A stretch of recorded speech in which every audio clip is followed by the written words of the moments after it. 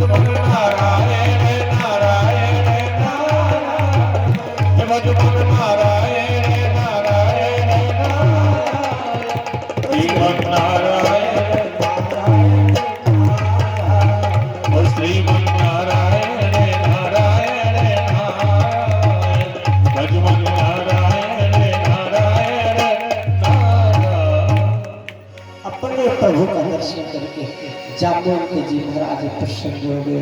भगवान का आतिथ्य सत्कार किया, भगवान के चरणों में प्रणाम किया, क्षमा मांगा, आरती पूजन किया भगवान, और फिर भगवान को प्रसन्न जान करके अब जाम्बुवंत जी कैसे आना हुआ, भला अपने इस दास की कुटिया कैसे कृतार्थ किया, धन्य किया। भगवान ने समंतक मणि का सारा वृत्तांत जाम्बुवंत जी को बताया और कहा कि भक्तराज जाम्बुवंत, मैं तो समंतक मणि लेने के लिए आया हूँ, मुझे वो समंतक मणि दे दो, मैं चला जाऊंगा। जाम्बुवंत जी ने कहा प्रभु आप कुछ और मांग लीजिए, आप जो भी मांगोगे आपके लिए कुछ भी आदेय नहीं है, मैं सब कुछ आपको दे सकता हूँ, लेकिन प्रभु समंतक मणि मैं नहीं दे सकता। आप देखो भगवान का चेला भगवान को मना कर रहा है। भगवान ने सोचा ये कैसी अटपटी बातें करता है। भगवान ने जाम्बुवंत जी से पूछा, जाम्बुवंत जी भला समंतक मणि क्यों नहीं दे सकते? जाम्बुवंत जी ने कहा प्रभु एक बात बताओ, जो कोई वस्तु किसी ब्राह्मण को, पुरोहित को या कन्या को जो दान कर दिया गया, जो आपने दान में दे दिया, तो क्या उस वस्तु पर दान करने वाले का अधिकार रहता है कि नहीं? फिर लेके उनसे लेके उनको दे दे, उनसे लेके उनको दे दे, ऐसा कर सकता है? अधिकार उसके पास होता है? भगवान बोले नहीं, वो तो जिसके पास वस्तु जाती है, जो दान में लेता है, उस पर उसका अधिकार हो जाता है। जाम्बुवंत जी ने कहा कि महाराज मैंने समंतक मणि अपनी कन्या को दे दिया है, अब जो मैंने अपनी कन्या को दे दिया तो कन्या को दी हुई संपत्ति पर पिता का अधिकार नहीं रहता, कन्या पर किए गए दान पर पिता का अधिकार नहीं रहता, वो मैं आपको कैसे दे सकता हूँ? भगवान ने कहा भाई तुम तो मंत्री हो, बड़े बुद्धिमान हो, अब तुम ही कोई रास्ता खोजो, कोई उपाय खोजो। जाम्बुवंत जी ने तनिक माथा ठनका के कहा प्रभु बुरा न मानना, अनुचित न माने प्रभु, तो एक निवेदन करूँ आपसे। बोले हाँ हाँ कहो, क्या करना चाहो? प्रभु एक रास्ता है, एक उपाय है। क्या कौन सा उपाय? जाम्बुवंत जी ने कहा अभी मैंने अपनी कन्या का विवाह नहीं किया है, यदि कन्या का विवाह आपके साथ कर दूं तो कन्या भी आपकी हो जाएगी और समंतक मणि भी आपकी हो जाएगी। इस प्रकार से जाम्बुवंत जी ने अपनी कन्या जाम्बवती का विवाह भगवान श्री कृष्ण के साथ किया और समंतक मणि लेकर के भगवान श्री कृष्ण द्वारिकापुरी में आए। ये भगवान श्री कृष्ण का दूसरा विवाह हुआ।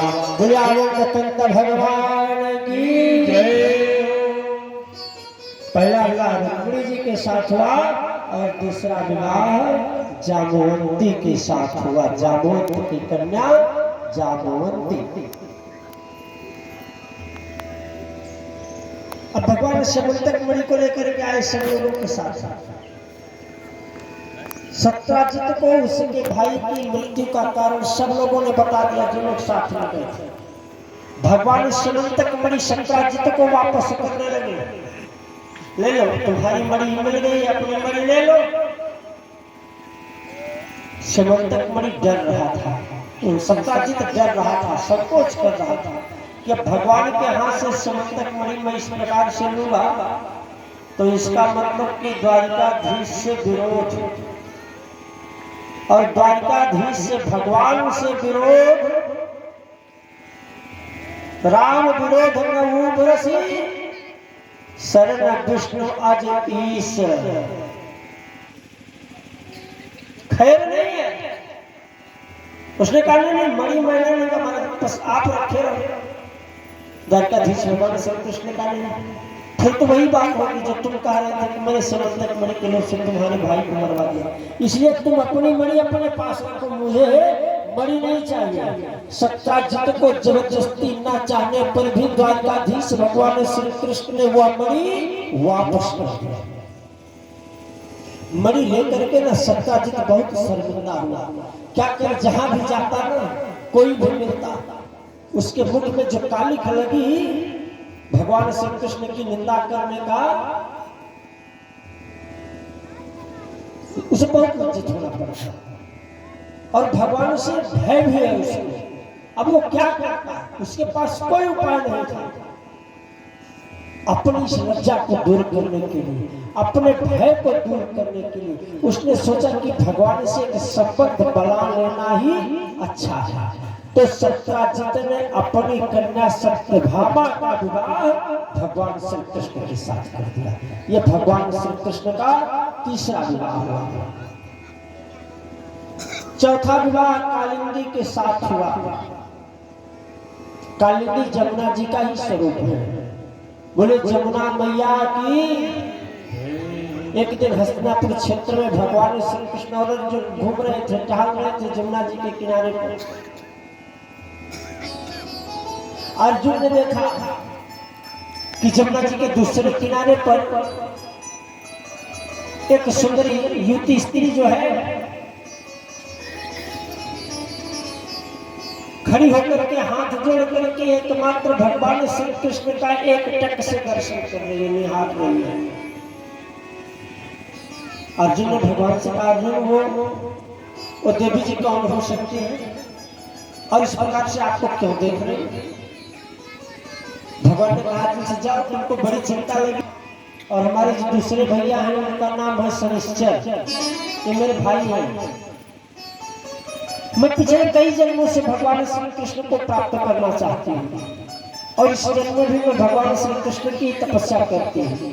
मेरे पिता ने मेरे रहने के लिए जमुना जी के जल के भीतर में एक सुंदर सा महल बनवा दिया है। मैं जमुना जी के भीतर में रह करके उस महल में रह करके भगवान श्री कृष्ण को पति के रूप से प्राप्त करने के लिए तपस्या क्या करती हूँ। आज जब मैंने देखा कि भगवान श्री कृष्ण इधर ही विचर रहे हैं, भ्रमण कर रहे हैं, तो मेरे नेत्र भगवान के दर्शन के लिए आतुर हो गए। अर्जुन ने आकर के वह बात भगवान श्री कृष्ण से बताया। तो भगवान श्री कृष्ण ने राजा नल के बनाए हुए वहां शिव मंदिर में कालिंदी के साथ विवाह किया। ये भगवान का चौथा विवाह हुआ।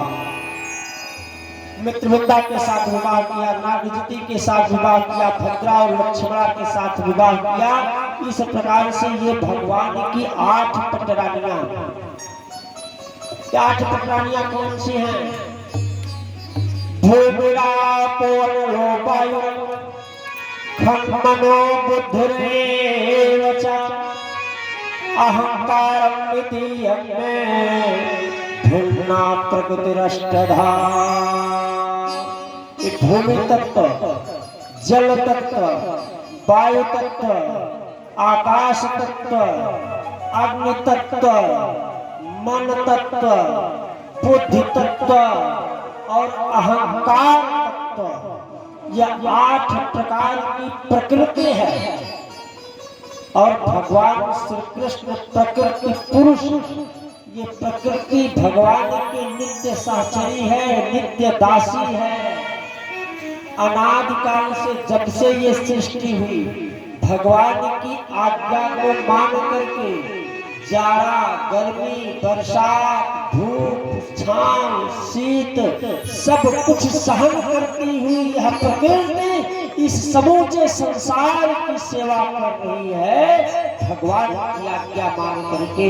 और जब भगवान श्री कृष्ण धरा धाम पर आए तो प्रकृति की तपस्या पूर्ण हुई। प्रकृति ने भी मनुष्य स्वरूप धारण करके भगवान श्री कृष्ण का साहित्य प्राप्त किया। परमात्मा श्री कृष्णचंद्र भगवान की जय हो।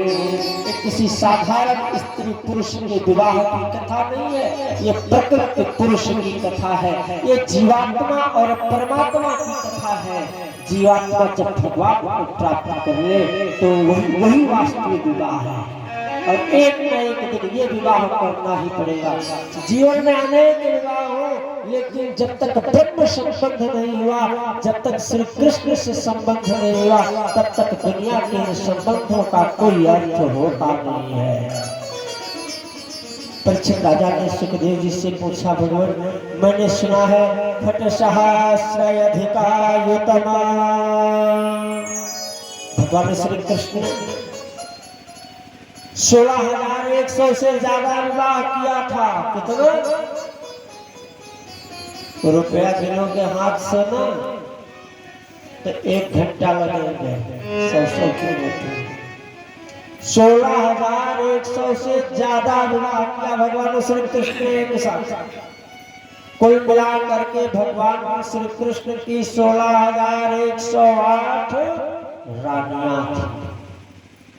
द्वारिकापुरी में 16,108 राजभवन थे। एक भवन के राजा नहीं थे, 16,108 भवन के राजा थे।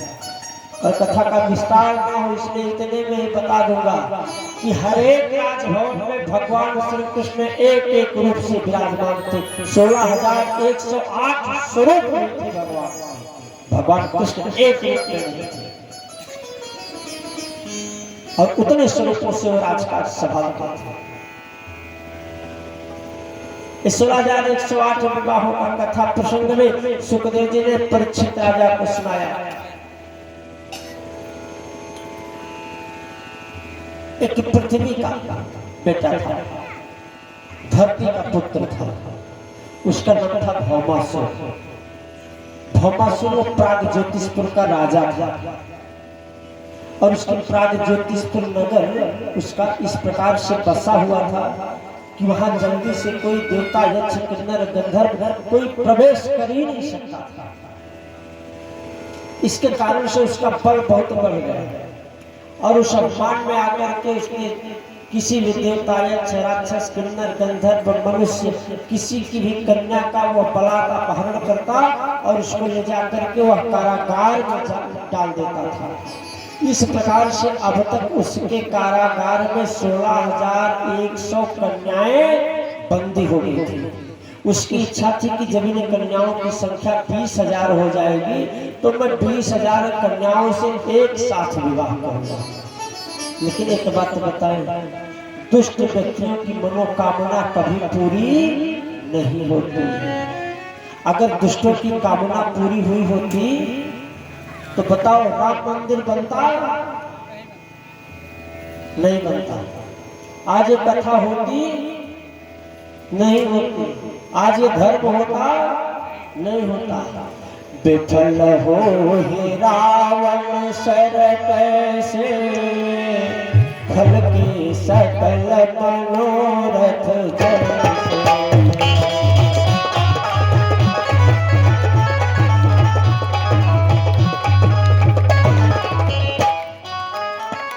इसीलिए रावण वंश दुर्योधन से हार जाते हैं। अगर वे जीतते तो आज ये कथा ना होती, आज ये धर्म ना होता, आज धर्म का ही साम्राज्य होता। जब हम 16,108 सभा गरुड़ारूढ़ा, भगवान गरुड़ पर बैठ गए। अपने वाहन गरुड़ जी को बुलाया और भगवान गरुड़ पर बैठ गए। अकेले नहीं बैठे भगवान, साथ में रुक्मिणी जी को भी बैठाया। रुक्मिणी जी और भगवान श्री कृष्ण गरुड़ पर बैठ करके प्राग ज्योतिषपुर में गए। वहां धरती मैया ने भगवान के उतरने के लिए सुंदर कमल का आसन सजाया। प्रभु उतरे शासन पर, धरती भगवान की ही पटरानी है। भगवान की ही प्रेसी है। धरती माता प्रकट होकर के भगवान से हाथ जोड़ने लगी, विनती करने लगी, प्रभु आप आए हैं और मैं आपकी परम प्रेसी, कृपा करके ना मेरे इस दुष्ट पुत्र की रक्षा करना, अर्थात इसका प्राण, इसका वध मत करना, क्योंकि ये मेरा इकलौता पुत्र है। मैं मां हूं, मुझे कुछ दुख होता ही है, इसको बचा के रखना।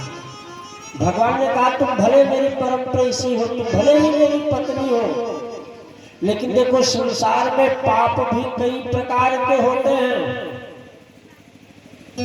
कुछ पाप होते हैं जो धोखे में हो गए, जो एक बार हो ही गया, उसके लिए क्या है, गंगा जी चले जाओ, स्नान कर लो, धोपाप चले जाओ, सत्यनारायण भगवान की कथा सुन लो, कुछ भी कर लो ऐसा, तो वो पाप क्या होता है, क्षण में हो जाता है ना। लेकिन कुछ पाप ऐसे होते हैं कि जिनको गंगा जी नहीं क्षमा कर सकती, जिनका धोपाप में भी समन नहीं हो सकता, कथा भागवत से भी जिनका समन नहीं हो सकता, जिन्हें भगवान भी क्षमा नहीं कर सकते। जो पाप अनजान में हुए, धोखे में हो गए, वो तो क्षमा हो गए, और जो पाप जान बूझ करके रोज रोज करते हो, जानते हो कि बेईमानी करना पाप है, लेकिन करेंसी की लालच में कि रोज लक्ष्मी जी आते रहे, पाप करते रहो, बेईमानी करते रहो, और कहो कि मैं गंगा खूब नहाता हूँ, दान पुण्य खूब करता हूँ, मेरा क्षमा हो जाएगा, तो वो क्षमा होने वाला नहीं है। गंगा स्नान का फल अलग मिलेगा और करेंसी की बेईमानी वाला फल अलग मिलेगा, दोनों भोगना पड़ेगा। इसीलिए सुख और दुख जीवन में दिन और रात की तरह क्रम क्रम से बारी बारी से आते जाते हैं। जो कराया है वो भुगतना। भगवान ने कहा ये क्षमा करने योग्य पाप नहीं। अरे इसने जान बूझ करके 16,100 कन्याओं को बंदी बनाया है इस दुष्ट। जब तक तुम दुनिया में किसी से आसरा रखते हो कि नहीं मेरा ये काम आएगा, मेरा वो बेटा काम आएगा, मेरा वो भाई काम आएगा, मेरा वो मित्र काम आएगा, मेरी पत्नी काम आएगी, मेरा तब तक भगवान काम नहीं आते। जब सबसे तुम्हारी अपेक्षाएं समाप्त हो जाती हैं, जहाँ से दुनिया का आसरा छूटने लगता है, वहीं से भगवान की कृपा मिलना शुरू हो जाता है। भगवान की कृपा पाने के लिए बस संसार का आश्रय छोड़ करके केवल और केवल भगवान पर ही निर्भर रहना चाहिए।